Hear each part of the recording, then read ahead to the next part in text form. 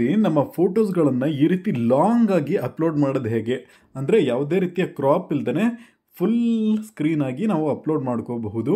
So ವಿಡಿಯೋನ ಫುಲ್ಲಾಗಿ ನೋಡ್ಕೊಳ್ಳಿ. Okay, ಅದಕ್ಕಿಂತ ಮುಂಚೆ ನಿಮ್ಮ ಅಕೌಂಟ್ ಟೈಪನ್ನು ಪ್ರೊಫೆಷನಲ್ ಅಕೌಂಟಾಗಿ ಮಾಡ್ಕೋಬೇಕಾಗತ್ತೆ. ಓಕೆ, ಸೊ ಇಲ್ಲಿ ಪರ್ಸ್ನಲ್ ಇದ್ದವರೆಲ್ಲ ಪ್ರೊಫೆಷ್ನಲ್ಗೆ ಮಾಡ್ಕೋಬೇಕಾಗತ್ತೆ.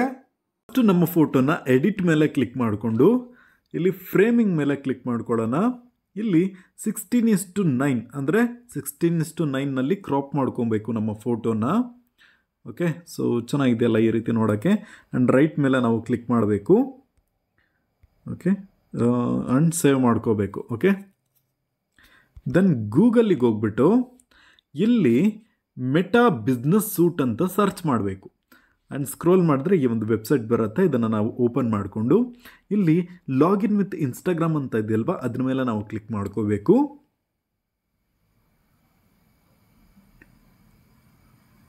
ನಿಮ್ಮ ಇನ್ಸ್ಟಾಗ್ರಾಮ್ ಡೀಟೇಲ್ಸ್ ಎಲ್ಲ ಹಾಕಿ ಲಾಗಿನ್ ಮಾಡ್ಕೋಬೇಕಾಗತ್ತೆ. ಓಕೆ, ಸೊ ಈ ರೀತಿ ಪೇಜ್ ಬರುತ್ತೆ. ಸೊ ಇಲ್ಲಿ ಆಪ್ಷನ್ ಮೇಲೆ ಕ್ಲಿಕ್ ಮಾಡಿಕೊಂಡು ಡೆಸ್ಕ್ಟಾಪ್ ಸೈಟ್ ಅಂತ ಇದೆಯಲ್ಲ ಅದನ್ನು ಆನ್ ಮಾಡ್ಕೊಬೇಕು. ಸೊ ಈ ರೀತಿ ಬರುತ್ತೆ.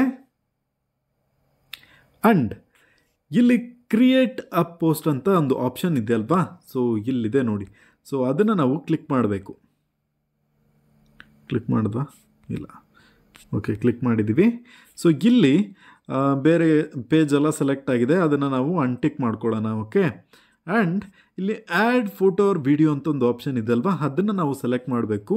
ಅಪ್ಲೋಡ್ ಫ್ರಮ್ ಡೆಸ್ಕ್ಟಾಪ್ ಅಂತ ಒಂದು ಆಪ್ಷನ್ ಇದೆ ಅಲ್ವಾ, ಅದನ್ನು ಸೆಲೆಕ್ಟ್ ಮಾಡಿಕೊಂಡು ನಮ್ಮ ಫೋಟೋವನ್ನು ಸೆಲೆಕ್ಟ್ ಮಾಡ್ಕೊಳ್ಳೋಣ, ಕ್ರಾಪ್ ಮಾಡಿ ಇಟ್ಕೊಂಡಿರೋದನ್ನು.